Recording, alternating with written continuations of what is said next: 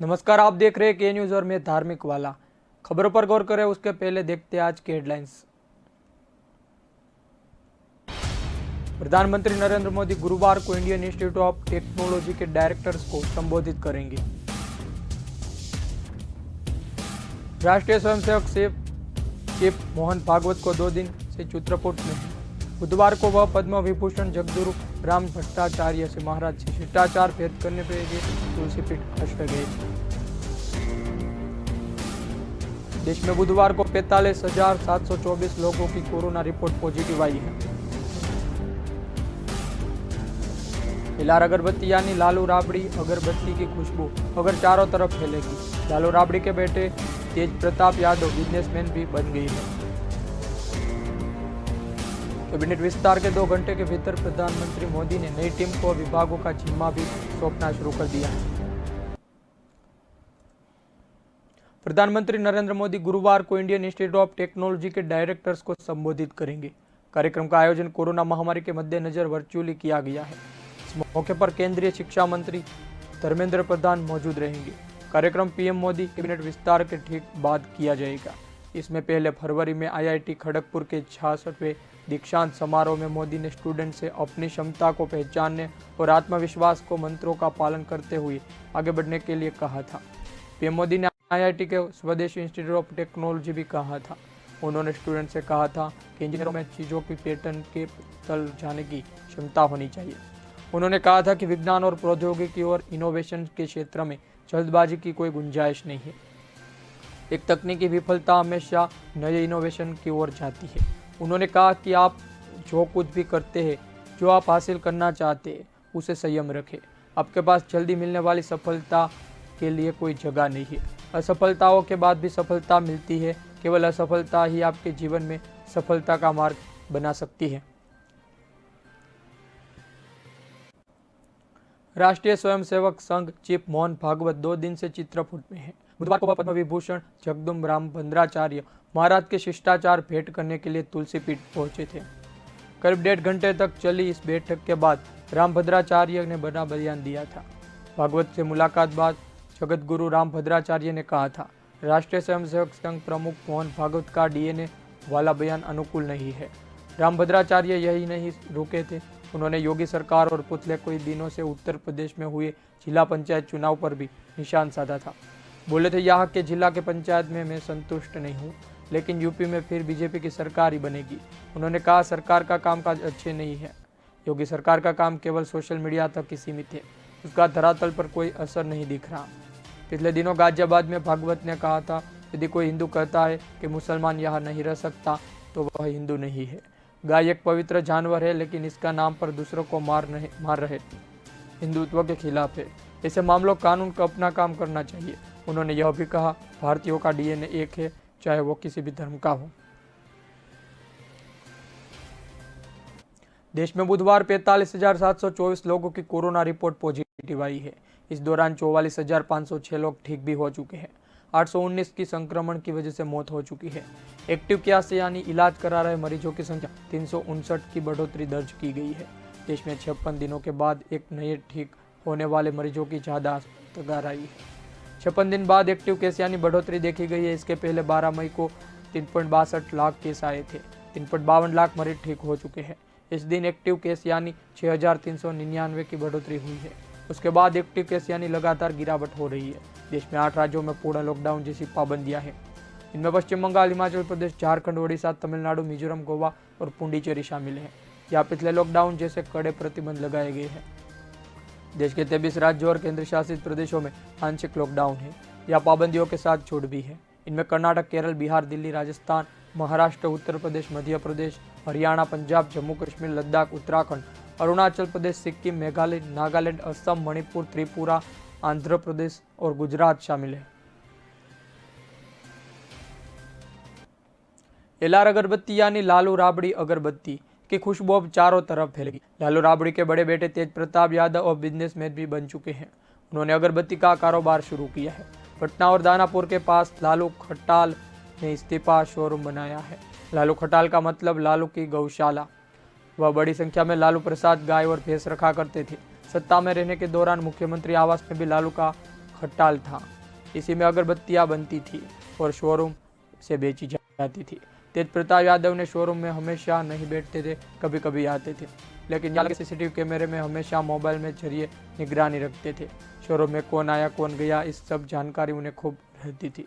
सूत्रों ने इस शोरूम को देखा तो वह अभिलाष कुमार काव्या से मुलाकात की थी।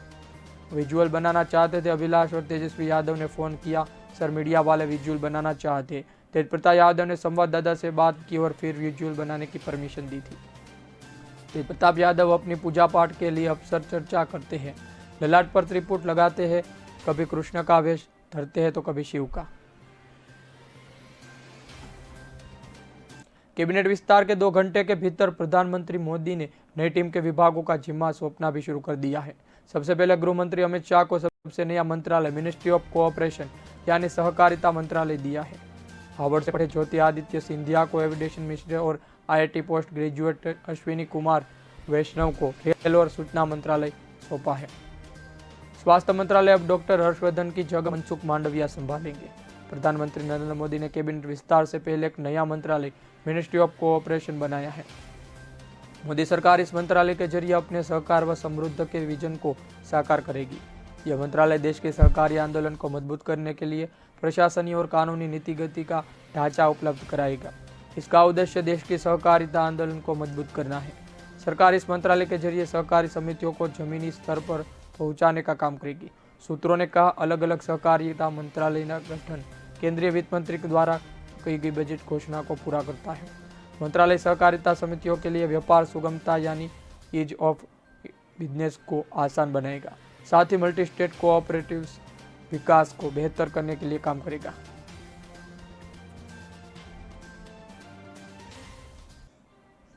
हल वक्त हो चुका है ब्रेक का, मिलते हैं ब्रेक के बाद।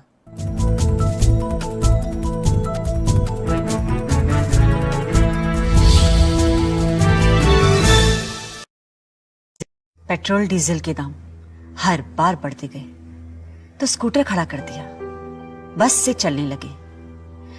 पढ़ाई लिखाई के खर्चों ने हमारी जेबें खाली कर दी, फिर भी मन मारकर काम चलाया। पर जब रोज रोज की हर जरूरत की चीजों के दाम लगातार बढ़ते जाएंगे तो हम अपने बच्चों का भविष्य कैसे बनाएंगे? उन्हें क्या खिलाएंगे? महंगाई को लगातार बढ़ाने वालों जनता माफ नहीं करेगी। चलो हालात बदले, देश की सरकार बदले, भाजपा को वोट दे, अब की बार मोदी सरकार।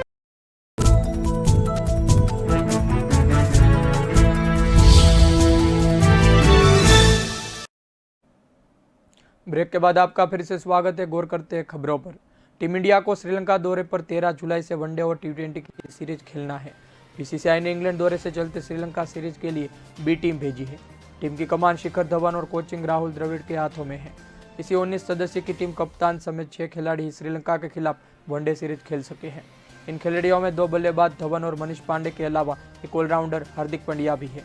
यदि सभी 6 खिलाड़ियों श्रीलंका के खिलाफ कुल रन देखे तो कभी कोच राहुल द्रविड़ के बराबर नहीं होते, जबकि टीम ने धवन के अकेले ऐसे प्लेयर है जो लंका के खिलाफ 100 से ज़्यादा रन बना सके हैं।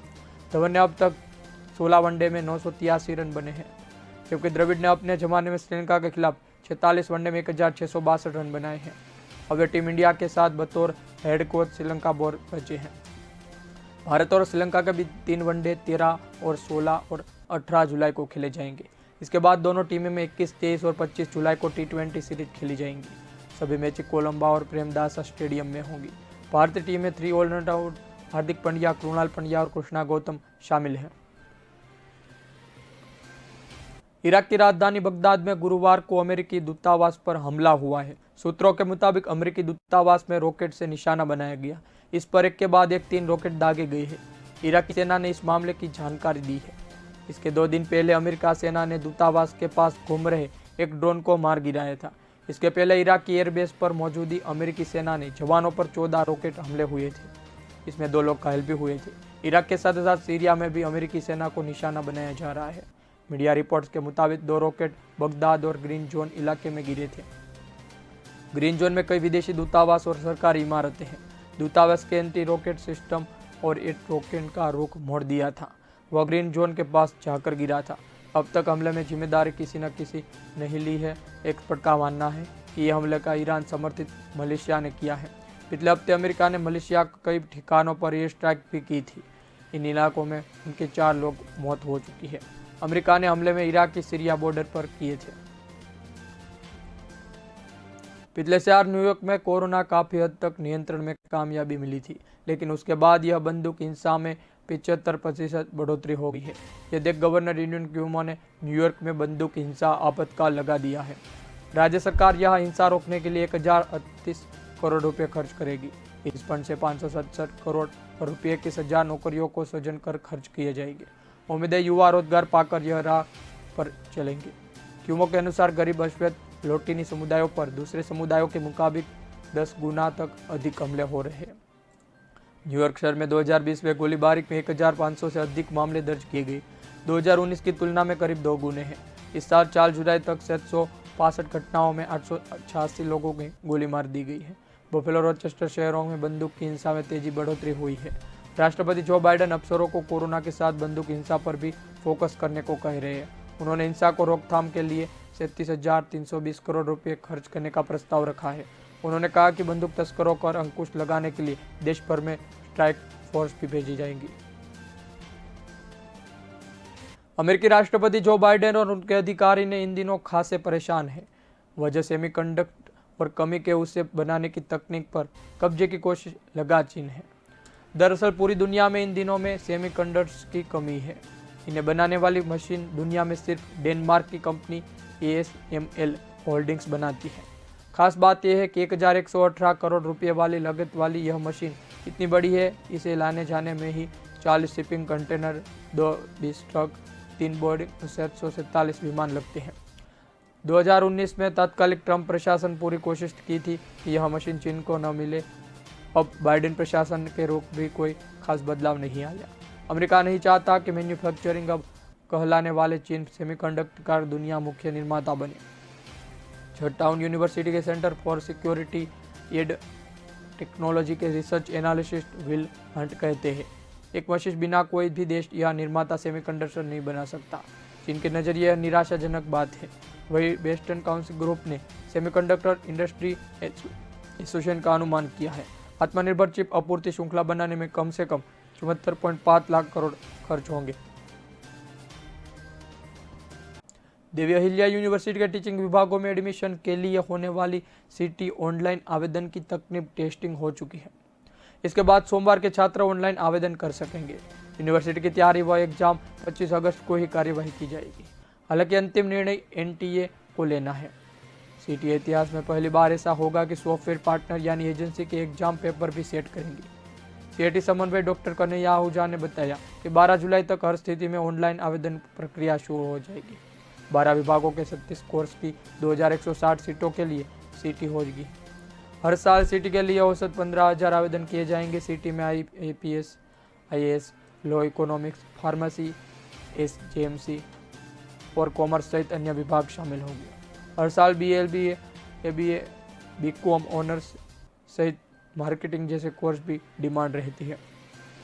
देवी अहिल्या यूनिवर्सिटी के 20 से ज़्यादा टीचिंग विभागों में चल रहे कोर्स के प्रवेश का प्रक्रिया शुरू हो गई है। इन नॉन सिक्योरिटी कोर्स में मेरिट आधार पर होगा।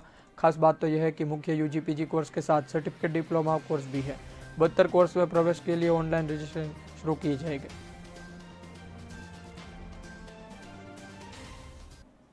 वक्त हो चुका है ब्रेक का, मिलते हैं ब्रेक के बाद।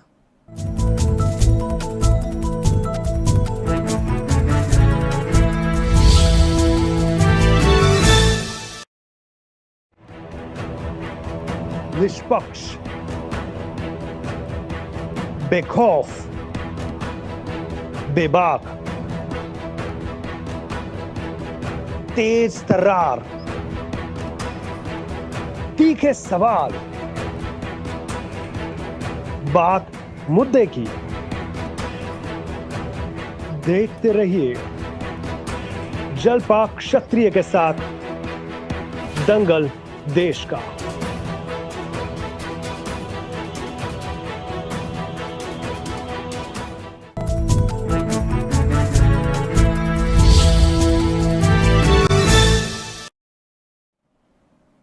ब्रेक के बाद आपका स्वागत है। गौर करते हैं खबरों पर। कोरोना काल के बावजूद 6 माह में ऑटोमोबाइल सेक्टर जबरदस्त साबित हुआ है। इस साल जनवरी से जून तक 40,770 वाहनों को बिक्री हुई है। पिछले साल मुकाबले 209 टू व्हीलर और 4,711 कार ज़्यादा बिकी है। यह आंकड़ा टू व्हीलर में 0.07 और कार में 60.04% ज़्यादा है। ऑटोमोबाइल एसोसिएशन डीलर ने ज्वाइंट सेक्रेटरी विशाल पनमानी कहती है, अगले 3 महीनों में 5,000 से ज़्यादा कारों का बुकिंग हो चुका है। पिछले साल के मुकाबले 209 टू व्हीलर और 4,711 कार ज़्यादा बिकी है। कार की बिक्री कोरोना के बाद बढ़ी है। जो लोग आगे गाड़ी लेना चाहते हैं वे अब जल्दी ले रहे हैं। आगामी त्योहार और सीजन में पिछले साल से ज़्यादा कार बिकने का अनुमान है। वही एक शोरूम डीलर के अनुसार कोरोना के बाद से कार की बिक्री बढ़ी है। इसके पीछे एक बड़ा कारण यह है कि लोग कोरोना के बाद पब्लिक ट्रांसपोर्ट की जगह खुद के वाहनों को आवाजाही पसंद कर रहे हैं। लोग अब खुद की और परिवार की सुरक्षा के लिए प्राथमिकता दे रहे हैं। ऑटो डील कारोबारियों के अनुसार पिछले साल कोरोना के बाद पुरानी कारों की बिक्री 40% तक इजाफा हुआ था। इसी साल रोजाना 50 से बजाय 20 कारें बिक रही है। अनलॉक के बाद जून में मध्य प्रदेश के कारोबार में 2.5 गुना बढ़ोतरी देखी गई है। लॉकडाउन के समय बाद बिल मई के केवल 3.5 लाख ही जारी हुए हैं। वह जून में बढ़ोतरी 8.5 लाख हो गए थे।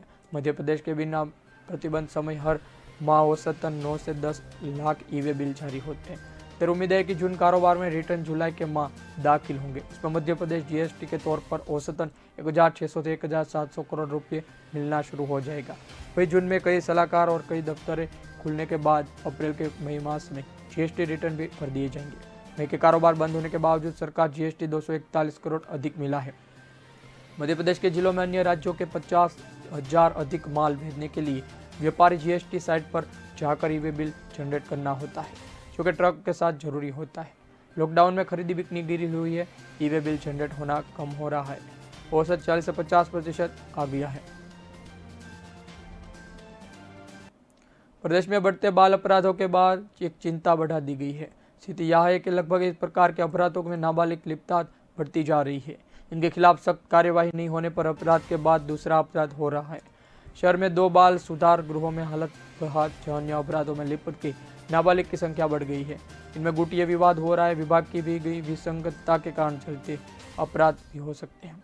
कई बार यह हमला व खिड़की कर नाबालिग बार में डरा सुधारा है। कुछ ऐसी भी स्थितियां अन्य जिलों में है। उन सभी जिलों में मद्देनजर रखते हुए पुलिस, यूनिसेफ सहित कई कार्य नियंत्रण प्रयास कर रही है। इसी तरह के अपराधियों को रोकने के लिए इंदौर जोन ने 600 पुलिस अधिकारियों को स्पेशल ट्रेनिंग दी जा रही है, ताकि बाल अपराधों को नियंत्रण किया जा सके। हालांकि वह जोन स्तर पर 6 दिन यह ऑनलाइन स्पेशल ट्रेनिंग शुरुआत की गई है। इसके तहत बच्चों को हितों के लिए कार्यरत संस्थाओं पर विभिन्न कार्यवाही प्रावधानों को लेकर नए सिरे का खाका तैयार किया जा सकता है। मध्य प्रदेश के नए राज्यपाल मंगूभाई पटेल आज पद की शपथ लेंगे। आज उन्होंने मध्य प्रदेश के high court chief justice Mohammad Rafiq Raj Bhavan सुबह 11:30 शपथ दिलाने की बात हुई थी। समारोह में मुख्यमंत्री शिवराज सिंह चौहान मौजूद रहे थे। कांग्रेस के प्रदेश अध्यक्ष नेता प्रतिपक्ष कमलनाथ, गृह मंत्री डॉक्टर नरोत्तम मिश्रा, पूर्व मंत्री पीसी शर्मा राजभवन पहुंचे थे। राज्यपाल पटेल बुधवार को देर शाम भोपाल पहुंचे थे। मुख्यमंत्री शिवराज सिंह चौहान ने स्टेट हैंगर की उनकी अगवानी की थी। इस अवसर पर गृह मंत्री डॉक्टर नरोत्तम मिश्रा, राज्य शासन के अलावा अफसर मौजूद रहे थे। राजभवन के सूत्रों ने बताया, शपथ ग्रहण समारोह में कोविड प्रोटोकॉल का पालन किया जाएगा। कार्यक्रम में अधिकारियों व कर्मचारियों समेत कुल 100 लोग मौजूद रहेंगे। हालांकि राजभवन के सभागार 190 लोग बैठने की क्षमता है। राजभवन की तरफ से राजनीतिक दल प्रमुखों समारोह के लिए आमंत्रण भेजा गया है। गुजरात के मंजूभाई छगनभाई को मध्य प्रदेश का राज्यपाल बनाया गया है। राष्ट्रपति रामनाथ कोविंद ने मंगलवार को 8 राज्यों के लिए गवर्नर नियुक्त किए हैं। राष्ट्रपति द्वारा मध्य प्रदेश के राज्यपाल नियुक्त किए जाने पर मंगूभाई छगनभाई पटेल ने कहा, राष्ट्रपति, प्रधानमंत्री मोदी, गृह मंत्री अमित शाह का आभारी हूँ। भोपाल में सिटी बसों के सफर करना महंगा होने वाला है। भोपाल सिटी लिंक लिमिटेड ने 20% किराया बढ़ाने का प्रस्ताव क्षेत्रीय परिवहन अधिकारियों को भेजा है। इस प्रस्ताव को मंजूरी मिलती है तो बसों में सफर करने वालों से ज़्यादा कीमत चुकानी पड़ेगी। किराया बढ़ने के पीछे बीएसएल ने तर्क दिया है। एक साल में डीजल 17 रुपये डीजल महंगा हुआ है। बीसीएल नुकसान उठाना पड़ रहा है, इसलिए किराया बढ़ा रही है। भोपाल में करीब 23 रूट पर 250 सिटी बसें चलाई जाती है, क्योंकि अप्रैल और मई में कोरोना कर्फ्यू लग चुका है। पिछले 2 महीने में सिटी बसों का संचालन बंद रहा था, जिन्हें 2 जून विभिन्न रूटों पर दौड़ाया जा रहा है। अभी 10 रूटों पर 72 बसें चलाई जा रही है। इन बसों का किराया वृद्धि का प्रस्ताव परिवहन विभाग को भेजा है। गांधीनगर में चिचली बैरागढ़, अवधीपुर, MC नगर, न्यू मार्केट सलोया से हेसाखेड़ी, गांधीनगर, MDD बैरागढ़, चिचली आदि है। किराया बढ़ाने का प्रस्ताव को लेकर PLL अफसरों का तर्क है। नए वर्ष 2019-20 में सिटी बसों के किराए में 20% वृद्धि हो गई थी। खबरों में सिर्फ इतना ही। ज्यादा खबरों के लिए जुड़े रहिए के न्यूज़ के साथ। नमस्कार।